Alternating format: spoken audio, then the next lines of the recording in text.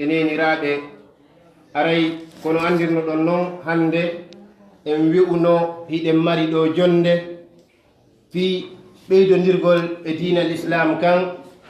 ɗum noon ko woni ko waɗanta en nden ɗon yewtere ko oustaz Abdoullah Mumbeya Ba ko ɓeɗo woni ko waɗanta en yewtere nden ɗum noon ara ɓe hewtiɗo ɗe wiyaɓe ko sadi maɓɓe ko tooli ara si feƴƴi ɗon hiɗen wi'a ko saɗi dennanagal dorede nde ɗo jonde meɗen jonde l'islam en toromo kanko Allah subhanahu wa ta'ala yo okku en baraji ko ɗaɓɓa kon e nde ɗo jonde o waɗa en nanuɓe jaɓi hutorɓe ko yewta kon e nder nde ɗo jonde o waɗa en kadi ɓe o tawoyta werde muɗum ko wonoyta ko aljanna ko angal junnugol haala ara jonde meɗen kono wiruɗen noon bi idnillah aɗo en jontude oustaz Abdallah yewtere nde ɓe waɗana en yewtere nde ɓe fodi en nen ka kiikiɗe ɗo en jonnay pay kum meɗen gootum janganen ɗo yoga e ayaji alquran meɗen wiyete kum Abdoullah ɓawto ɗum noon o sayi jonniten ɓe micro on ka angal junnugol kamɓe kadi wooda ko ɓe yewti en bi idnillah ara hiɗɗiɗen wosina suka men on ko janganen alquran on sayi continue yewtere men nde أعوذ بالله ومن الجبال جدد بيض وحمر مختلف ألوانها وغرابيب سود ومن الناس والدواب والأنعام مختلف ألوانه كذلك إنما يخشى الله من عباده العلماء إن الله عزيز غفور إن الذين يتلون كتاب الله وأقاموا الصلاة وأنفقوا مما رزقناهم سرا وعلانية يرجون تجارة لن تبور ليوفيهم أجورهم ويزيدهم من فضله إنه غفور شكور والذي أوحينا إليك من الكتاب هو الحق مصدقا لما بين يديه إن الله بعباده لخبير بصير ثم أورثنا الكتاب الذين اصطفينا من عبادنا فمنهم ظالم لنفسه ومنهم مقتصد ومنهم سابق بالخيرات بإذن الله ذلك هو الفضل الكبير جنات عدن يدخلونها يحلون فيها من أساور من ذهب ولؤلؤا ولباسهم فيها حرير صدق الله العظيم aray hiɗen jarna suka meɗen on وعودك رب وحسبك شرفا وعزا سكوت الحاضرين وأنت قائل aray noon ɗen anndi ɗum ɗo wawata wonde sinatuma on tigi wakkili aɗa ɗen toon Allah subhanahu wa taala e waɗum ɗo ka mallake makko moƴƴi aɗa ɗen wetono suka o ɗum noon ko angal junnugol haala hiɗen jontare ustade en micro on wooda ko ɓe yettani en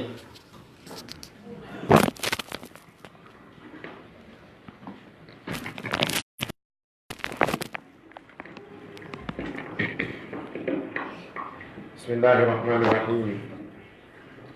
الحمد لله رب العالمين الحمد لله الذي جعلنا مسلمين تعالى حمدا يليق بجلاله وأشكره سبحانه وتعالى شكرا ينبغي لعزته ولجبروته وأصلي وأسلم على أعلم الناس بدين الله وأحسن الناس دينا وخلقا وأفضل المصطفين نبينا محمد المبعوث رحمة للعالمين، فصلوات ربنا وسلامه عليه وعلى آل بيته الطيبين الطاهرين وعلى أصحابه المجاهدين الأبرار الكرام وعلى من تمسك بدينه إلى يوم الدين. أما بعد، إخوة الإيمان، أحييكم جميعا بتحية إسلامية عاطرة قائلا لكم جميعا السلام عليكم ورحمة الله وبركاته. فقد قال لي قلبي إنك تأتي قوما أهل كتاب وسنة فأول ما تقول لهم أنك تحبهم في الله، فأشهد الله جل وعلا بأنني أحبكم في الله. إخوة الإيمان، فكلامنا إن شاء الله في هذه الليلة المباركة سيدور حول التمسك والالتزام بالكتاب والسنة. جيا بالله تشغلي تقول الله سبحانه وتعالى يتور هانني جرم مجارور الفدي مهندي يتede مهندي جرمede o waɗani en moƴƴiriɗi heewɗi ɗi en wawatano waɗande hoore meɗen. tagugol en waɗa en ɓiɓɓe adam, waɗa en kadi julɓe, yilto kadi waɗa en kadi yimɓe yiɗirɓe julɗo yagal ngal ka sengo gonga, yiɗuɓe jokkugol defte makko on sallllahu alayhi wa sallam, makko kanko Allah e dow ngal andanɗa hoorema fama alayna illa an nashkuraha, ala e meɗen fawaki sina yettugol oɗo nema mo Allah waɗani en. Miɗo seedito reweteɗo wo ala e dow rewede sina kanko Allah. Ko seedito wonde Muhammadin sallllahu alayhi wa sallam ko nelaɗo makko e hoore gonga, o yettini dina kanko laaɓani mofteɗe reedu, o holli en kala ko nafata en aduna e laakara, o rentini en kala ko lorrata en aduna e laakara. ballaga risalata wa adda al amana, o yettini ndulu ngun, o totti hoolare nden. ma min khairin illa wa qad dallana ilayhi wa ma min sharrin illa wa qad haddarana min. moƴƴere andaki ka moƴƴere heɓorta sina o tindini en, bone kadi andaka kadi sina o rentini en gaye o bone ɗon. musidɓe julɓe tedduɓe, miɗo toro Allah subhanahu wa ta'ala yo Allah ɓeydi jamɓe kisi e dow o ɓurnaɗo tagi ko ndira yurmede annabi meɗen Muhammadin sallllahu alayhi wa sallam. ɓaawo ɗum haray neɗɗo fof si fokkiti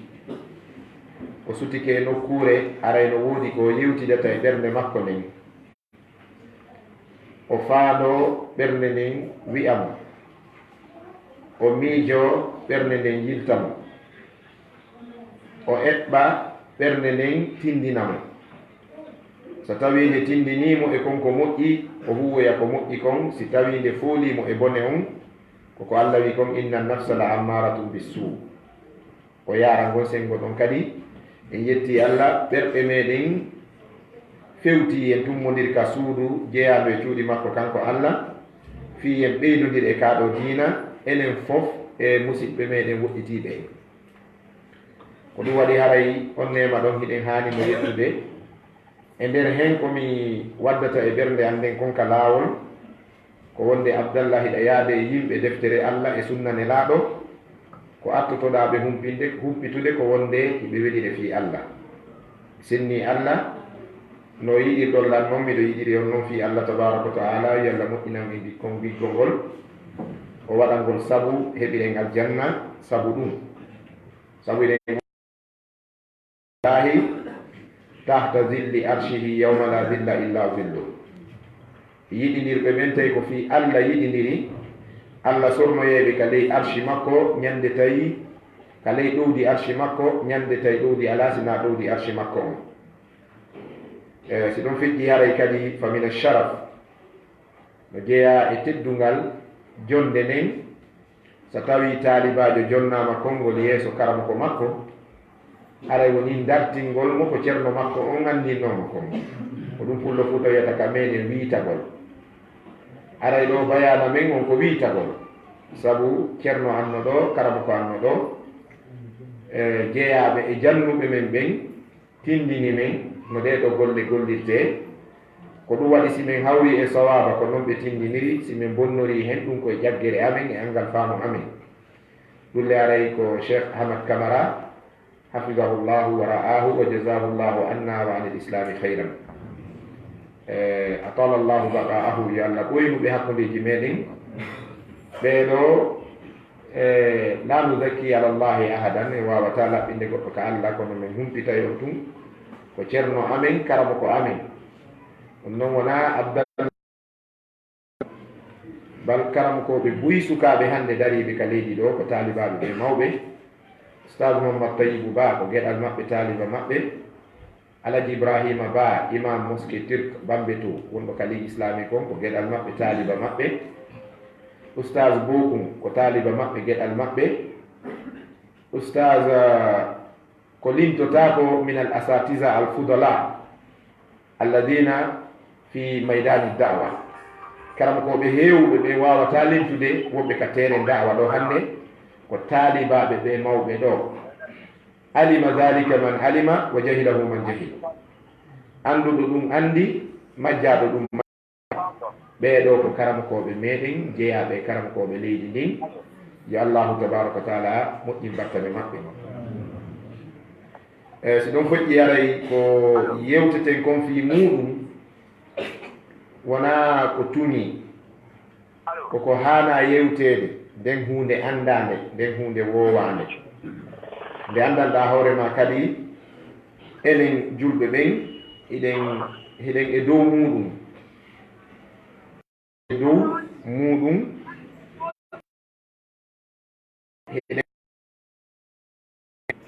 honɗum woni ɗum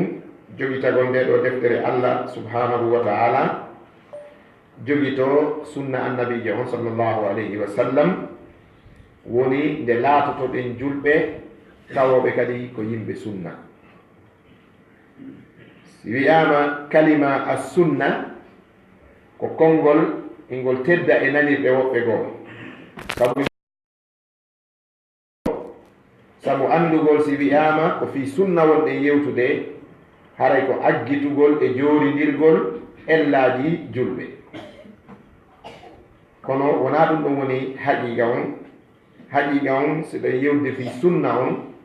haray ko fi diina kam wonɗen yewde fi muɗum eɗen geɗi ceerno meɗen imam albarbahari alayhi rahmatullah o maaki ka deftere wiyetede charhu sunna o maaki as sunnatu hiya al islamu wal islamu huwa sunna islamu on ko sunna on ko sunna on woni islamu on hiɗen geeli karamokoɓe mawɓe ka salaful umma qad su'ilu ani sunnati fa ajabu qailin karamokoɓe heewɓe e karamokoɓe aramɓe ɓen ka mofte islamu ɗo ɓe landanoma fi sunna on ko honɗum woni sunna ɓe jaabi hiɓe maaka imam al-bukhari rahimahullahu ta'ala rajulun amla allahu sadrahu bil ilmi wa zuhdi wal hidaya neɗɗo mo allah tabaraka wa taala hebbiniri fondo muɗum gandal ruuɗare kulol allah wakkilare e faamu ko ha e imamul bukhari ka bangal tinnare makko e wakkilare makko ɓe landike mo ñande goo ko honno o jangiri kanko imamul bukhari o maaki iltaqaytu ma alfi rajulin min ahli lilmi wastamatu ila kulli wahidin minhum wa akhastu ma ladayhi min alilmi hatta amlaktu akhira ilmihi aw kama kana imam al-bukhari ɓe landinomo ko honno o jangiri o maaki mi hawri e karamokoɓe taalibaɓe ko wiyete noon karamokoɓe wona enen hande fi si goɗɗo juuli tun ene laaɗo wiye ceerno en ma oustage al ulamau karamokoɓe si ɓe wi'i fulan alim ɗum ko shahada molanaɗo noon testament molanaɗo nde kamɓe ɓe inna goɗɗo ko gando wona ko wonɗe jamminirde kon cheikhu en hara alluje men no raɗtotihoy ɓen ɗon ko janngaynoɓe neɗɗon o janngay han ko fanɗi wo temedere karamokoɓe seeditanomo ko gando ta ɓen kadi ko seeditanaɓe no andi no anda no andi si ɓen noon wiya kaari ko gando oɗo imam al-Bukhari o maaki mi hawri e yimɓe wulure e jomiraɓe gande mi heɗike e juuɗe mo ɓe e maɓɓe gandal muɗum mi ƴetti gandal mo ɓe e maɓɓe e juuɗe mum ha mi hoosi koose gandal makko ngal alfu rajulin o wi iltaqaytu ma alfi rajulin min ahli l-ilmi wulure yimɓe okkaɓe gandal o wi mo ɓe maɓɓe mi jannguno e juuɗe mum ha min hoosi koose ɗen ko ɗum waɗi ɓe maaki imam al-Bukhari continent ji aduna on fof o hewtani gandal siwa al-qarat al-amrikiya sina continent o jangi Khurasan imam al-Bukhari o jangi e leydi Misra o jangi Sham ɗum ko Suriya al-baladaini al-haramaini al-sharifaini kanko imam al-Bukhari eɗen geɗi kanko woni imam al-muhaddithin ɓe wi wonde kanko si almaniɓe hadise ɓen no yewtede fi muɗum ko kanko woni majma kanko woni mujamma kanko woni ko wiyete kon e mooɓiranu ɗum ko wiyete gandal hadise ɓe geɗi deftere makko nden as-sahihu ko kayre wiyete al-masdaru thani fi l-islam ba'da al-qur'ani si iwi al-qur'anare nden no fottana ko deftere makko nden ɓuri sellude ɗum ɗo noon tindina wonde ya andu ko wallifande bani adama wona wahayinde jomiraɗo e nder wallifade ɗen al-muallafat ko ɓuri sellude tugortede aranere nden ɓaawo wahayi on woni al-qur'ana on ko sahih Bukhari imam al-Bukhari ɓe landike mo fi islamu maaki al-islamu ma kana alayhi rasulu sallallahu alaihi wasallam wa ma kana alayhi sahabatu kiram o maaki ko wiyete islam ko konko nelaɗo wonno e dow muɗum e ko sahabaɓe nelaɗo ɓen wonno kon e dow muɗum ndaron imam ash-shafi'iyu alayhi rahmatullah imamu shafii ko gando e ɗe geɗi imamu min a'immatil huda marko kañum tun ko wiyete école jurisprudique marko madhab imam ash-shafii imamun li madhabin urifa madhab makko ko andaɗo e mazahibu islam ɗin imamu shafii o maaki man qasada al-islama falyaksudi l-kitabi wassunna falyaksudi l-kitaba wassunna kala fandaniɗo islamu yo fandano qur'ana on e sunna on si a nangi qur'ana e sunna a nangi l'islamu si a woopi qur'ana e sunna a woopi l'islam ko ɗum waɗi haray yewtugol fi islam en fuɗɗoray taw andintingol wonde islamu ko diina mawnuka ko hanuɗen yettude allah e dow muɗum wakkiloɗen jogitoɗen haray yeborari en sabu jomiraɓe gande ɓen wi islam ko moƴƴere heewunde al islamu minnatun kubra wa nikmatun uzma ay kañum woni uzma ni'am wa kubra al minan ko allah okki kon fof ko allah waɗani ɓinguel adamaɓe fof ko ɓuuri mawnude ko waɗede julɗo nemaji allah ɗi fof ko ɓuuri mawnude e majji ko nikmatul wujud summa nikmatul imdad summa nikmatul irshad woodinede tagueta ko ɓinguel adama ɗum no mawnide e nema allah calculi ko wiyete bani adama ko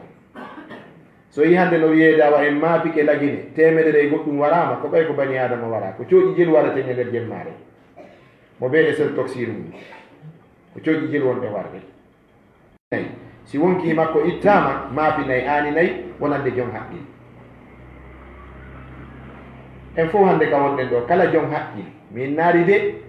haykunoɓe haqqillaji mum ɗin siiɓi endu wiyetendu aduna entinaydu ɗum ka kabru sabu aduna kañum entinayi kono ko sanga wiya walleme ɓe hetta fure o so tawi haqiqa tan iɗen yiɗi leydi men ni iɗen hiɗi hoore meɗen en maafanto ko waccentidanda on ko wiyete kon leɗɗe musuɗe allah tabaraka wa taala wi tuminuna billahi wa rasulihi wa tujahiduna fi sabilihi ko nde gumɗinton allah e nelaɗo mum on daro ɗon kadi fi ɓantugol kaɗo diina daro ɗon kadi fi no ɓuttu waɗira ka hoore leydi allah e fi no gurdal ɗam moƴƴiɗa ɗum ɗo ɓuri mawnude e commerce hakkude jeyangel allah e jooma majjel seede noon islam on nasama kala ikotal iman naten ka alqur'ana ndaaren dendagal nelaɓe e annabaɓe ko allah nuli konka hoore leydi ɗo faqad ba'athahumullahu bil islam allah ko l'islamu nulidi ɓe c'est autour de Jésus Christ kono Isa e hoore mum Jésus était musulman Isa e hoore mum ko julɗo qur'ana yoni dalil si allah jantike man kana daliluhu min alqur'ani fa kafa bima yastadillu bihi ne ɓe wi wo kala tawɗo dalil muɗum kaka alqur'ana iri hara yoni ko dallinora sabu si goɗɗo addi dalil immorde e alqur'ana yeddata on dalil ɗo si selli himo dallinora ka dallinorte sina neɗɗo min almuslimin wa umirtu an akuna min almuslimin annabi nu wi allah yamirilam yomi yeeto on wonde o yamirilam min nuhu yomi jeeye julɓe ɓen wa umirtu an akuna min almuslimin iwa e annabi nuhu alayhi salatu wassalam ara e annabi ibrahimu alayhi salatu